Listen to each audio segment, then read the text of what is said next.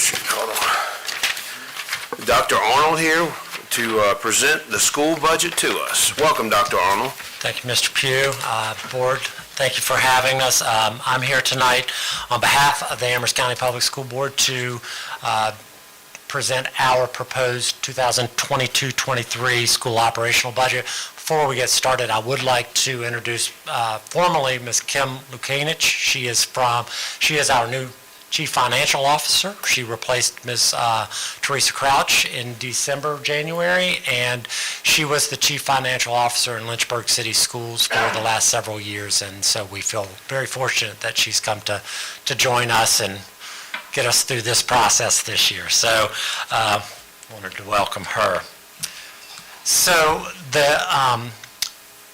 unfortunately, as you guys may well know, that the General Assembly is pretty far apart on their state budget. The last thing I read was about $3 billion between the General Assembly and the Senate.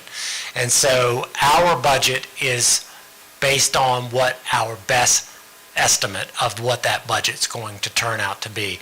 And so what we based this on was the governor's original proposal, because it lands pretty much midway between what the House proposed and what the Senate proposed. And as you see, there's about $1 million difference for us in those two proposals. The House would give us about $500,000 less than what the governor proposed, and the Senate would give us about $675,000 more. So we're hoping it gets closer to the Senate version, but we feel like we can handle the House budget if it comes to pass, but we think it's going to be closer to the middle there.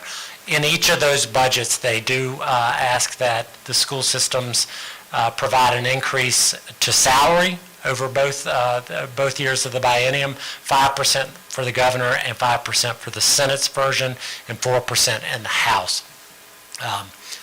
So I just wanted you guys to have that information. This whole budget right now is based on the governor's proposal.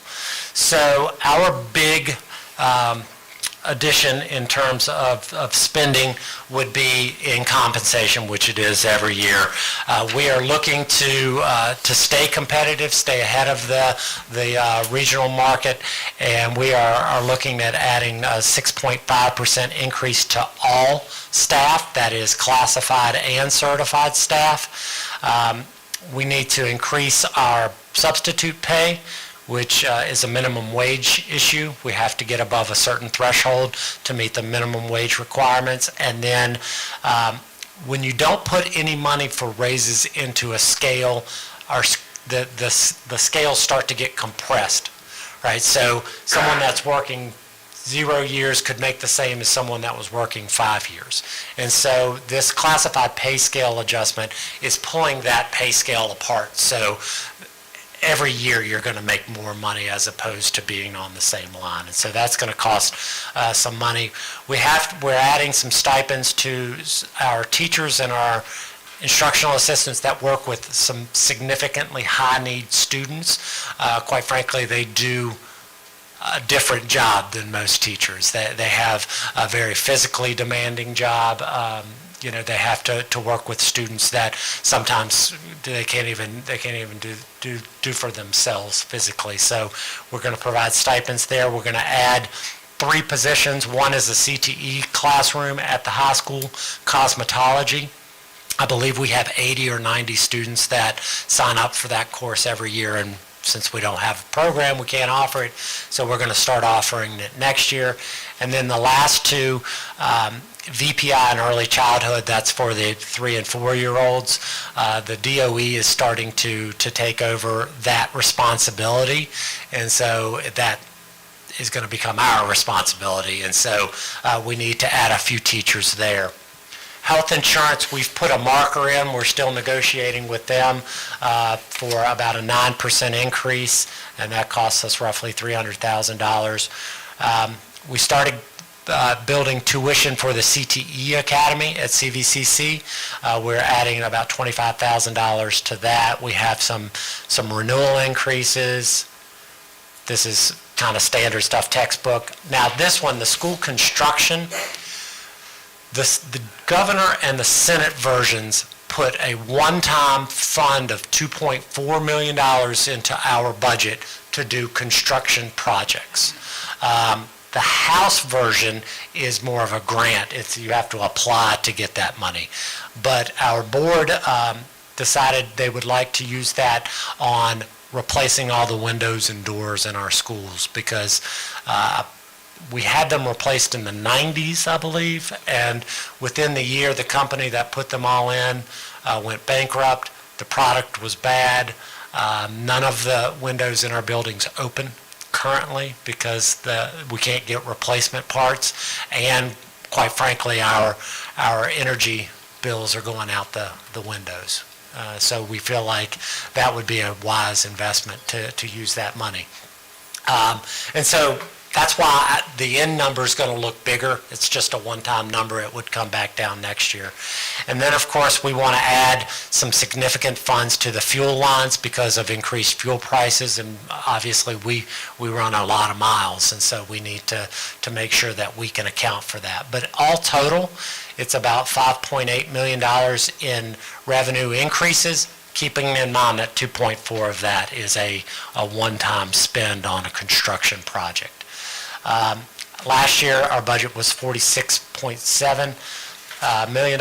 This year, it's up to $52.5. And so that's our operational budget. Our child nutrition is a self-funding program. That's about $2.4 million.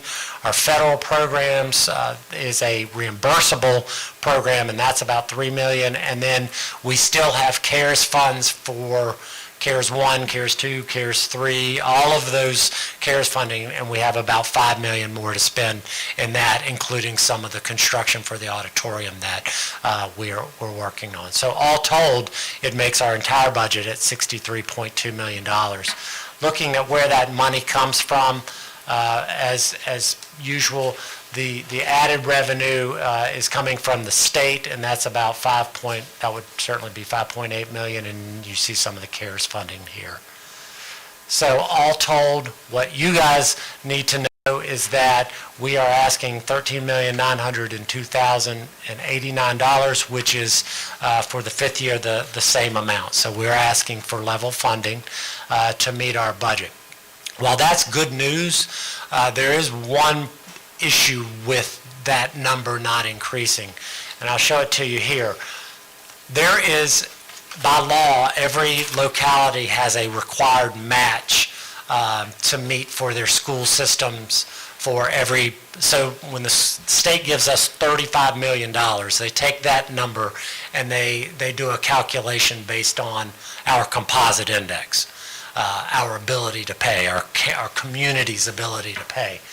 And so what it requires for us, if you look in the third column that says required local match, it shows starting in 2013 from the bottom what that requirement from the state for the locality has been. And as you see, as our budget goes up, that number is going to continue to go up. And so if you look on the far column, we're getting closer and closer to getting to that point where the required local match is going to go past that $13.9 million number. If you see in 2014, you were about 70% above the required local match, which is great. This year, it's going to be 10%. And so if our budget goes up any significant way next year, they'll probably outpace that 13.9. All of this just to say is that probably the next person that's sitting right here will probably have to ask for some more money from the Board of Supervisors, at the very least, just to meet the required local match. That is in a nutshell, our budget. Are there any questions that you have? It's a positive budget, I will say that, and meeting a lot of our needs, and certainly giving a well-deserved raise again to people that really deserve that. Are there any questions for Dr. Arnold? I've got one question. Go ahead, Jimmy. No, I said I had one. Oh, all right, fine. Be that way. For the school construction, you mentioned I think the House bill is approved, that'll be more of a grant process? Yes.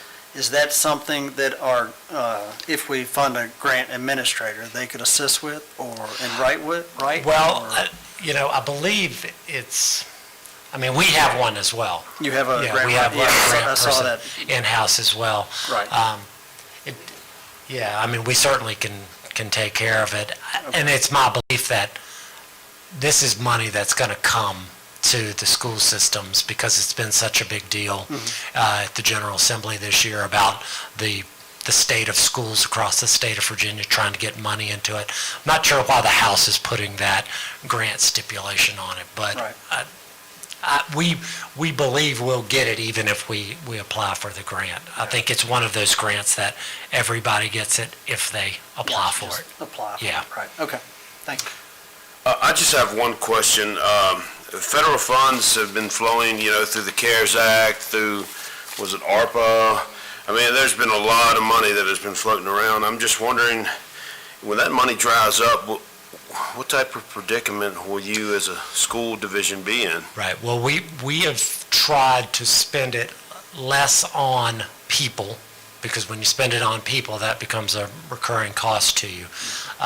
Now, we do have some people that we've added to it. We've added instructional aides, we've added more custodians, we've added different support people, but they all know that when the grant's up, that position ends. So we don't have we're not asking to continue those positions to move forward. Everything else, including the auditorium, should be a one-time payout, and so we don't feel like we're going to have these great needs, because hopefully, now that we're starting to get back to some sense of normalcy here, that all of those people that were helping in our buildings do all of those different things will not be needed anyway. Okay. Yeah, that's just a concern that, Yeah. I've been long enough, I've seen over the past, there's been additional federal funds Yeah. and then they go away, and then we have a problem with retaining those positions, and then if you look at it, perception is that, we're cutting positions, Right. but, so I just want to make sure. That first recession in 2008, that's exactly what happened. Most school systems, they paid for the people they already had. Instead of cutting their staff, they paid for those people, and then eventually they ran out of that funding. And so we're not doing that. We're not backfilling our budget with CARES Act. That would be the mistake. Okay, well, I appreciate that. I know you all have spent a lot of time on this. Dr. Arnold, I certainly have appreciated your time, with Amherst County Public Schools and everything that you have done.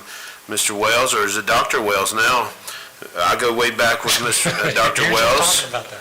Yeah, he was a high school football coach of mine. He wasn't pretty young at that point in time, and we had some good times. But I know everyone works hard and takes pride in what they do, and we do appreciate what you do. I know that it's not always peaches and cream when we're dealing with money, but we certainly do appreciate everything you do, and so thank you very much. You're welcome. Anything else from the board? Thank you all as well. You're welcome.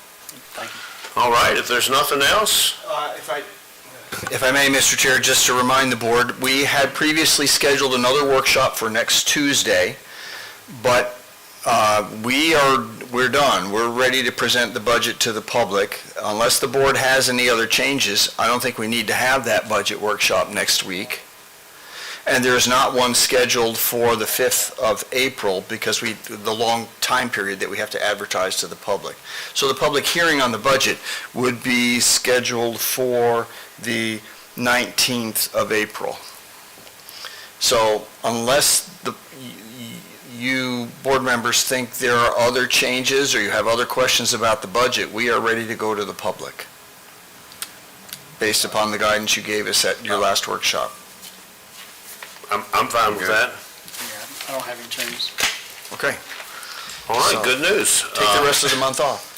Well, yeah, we love meetings, so that's good news. Anyway, I will entertain a motion to adjourn. So moved. Motion on the floor by Mr. Ayers. All in favor, please say aye. Aye. Motion carries. Thank you, gentlemen, ladies, gentlemen. That's amazing.